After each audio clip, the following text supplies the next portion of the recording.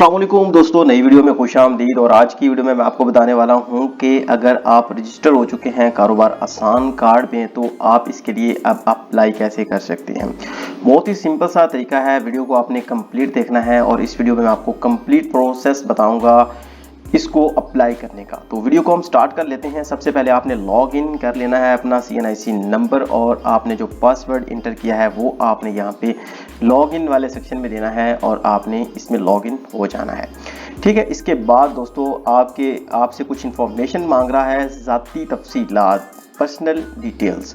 तो यहाँ पे सबसे पहले आपका जेंडर आ रहा है, यहाँ पे आप मेल हैं या फीमेल हैं वो आपने इंटर कर देना है। इसके बाद आपका जो मौजूदा रहायशी पता है वो आपके शनाख्ती कार्ड पे होगा, वो आपने इंटर करना है। पंजाब के ही जाहिर सी बात है आप होंगे तब भी आप इसके लिए अप्लाई कर सकते हैं। डिवीज़न जो भी आपके लग रही है, जो भी आपकी डिवीज़न है, डिस्ट्रिक्ट जो भी है और तहसील भी आपने यहाँ पे इंटर कर देनी है। सिटी जिस सिटी में आप रहते हैं वो आपने यहाँ पे इंटर करना है।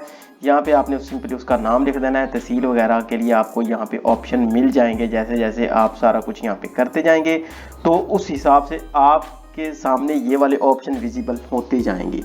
ठीक है, तो यहाँ पे आपने सिटी इंटर करना है। रहायशी मलकीती हैसियत आप यहाँ पे आपका अपना है या फैमिली किसी मेंबर का है या पर्सनल है तो वो भी आपने यहाँ पे इंटर कर देना है।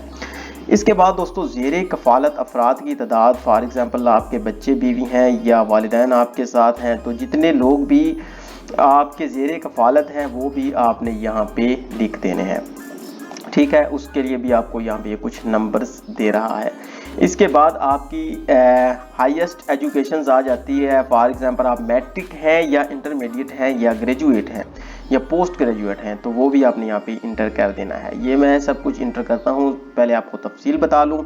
इसके बाद आप यहाँ पे एम्प्लॉयमेंट स्टेटस आ रहा है, आपका अपना रोज़गार है या आप जॉब करते हैं या पार्ट टाइम एम्प्लॉय हैं तो वो भी आपने यहाँ पे इंटर कर देना है। इसमें आपने यहाँ पे देख सकते हैं कि employ in a relevant job, employ non relevant job और यहाँ पे पार्ट टाइम जॉब, तो ये सब कुछ आपने यहाँ पे इंटर करना है।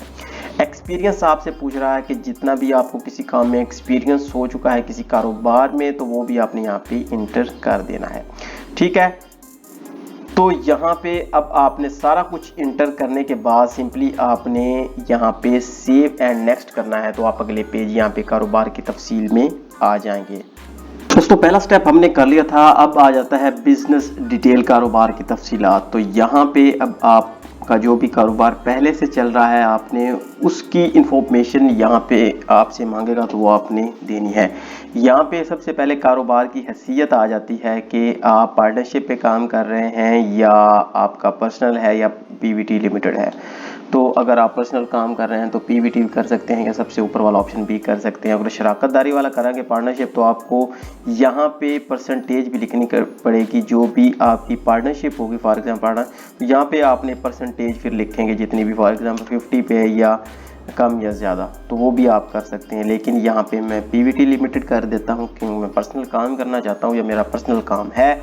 और यहाँ पे बिजनेस नेचर आ जाता है, कारोबार की नौइयत आ जाता है। यहाँ पे मैं आपको बता दूँ कि अगर आप कोई चीज़ मैन्युफैक्चर कर रहे हैं, आपकी छोटी सी इंडस्ट्री है, वो कोई चीज़ आप बना के बेच रहे हैं, ठीक है, तो आप इंडस्ट्रियल मैन्युफैक्चरिंग लिखेंगे। सर्विसेज में आ जाता है कि आप मैकेनिक हैं, इलेक्ट्रिशियन हैं, आप कोई भी किसी को सर्विस प्रोवाइड कर रहे हैं, कोई ऑनलाइन सर्विस प्रोवाइड कर रहे हैं तो वो आप सर्विसेज में लिखेंगे। ट्रेडिंग में अगर आप कोई चीज़ बेच रहे हैं, आपकी दुकान है करियाने की या किसी और चीज़ की, तो यहाँ पे आप ट्रेडिंग लिखेंगे। इसके बाद एग्री, यहाँ पे अगर आप ज़रायत से रखते हैं तो वो भी आप यहाँ पे रख सकते हैं। आपका ज़राई रकबा वगैरह है उसमें आप इन्वेस्ट करना चाहते हैं तो वो भी आप यहाँ पे एंटर कर सकते हैं। यहाँ पे आपने डेट लिखनी है जिस डेट को आपका कारोबार शुरू हुआ था।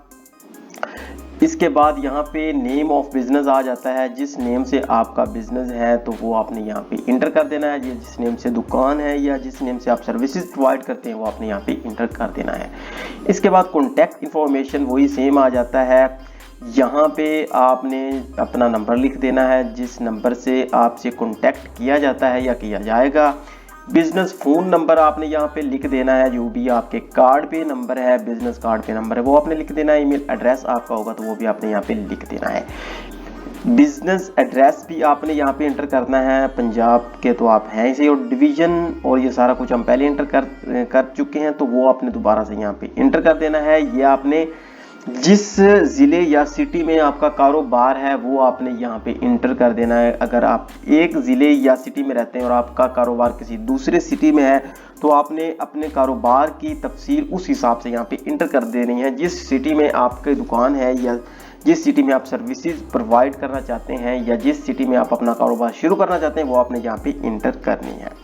ठीक है, तो अब आपने यहाँ पे आ जाना है ओनरशिप बिजनेस, मालकियती कारोबार।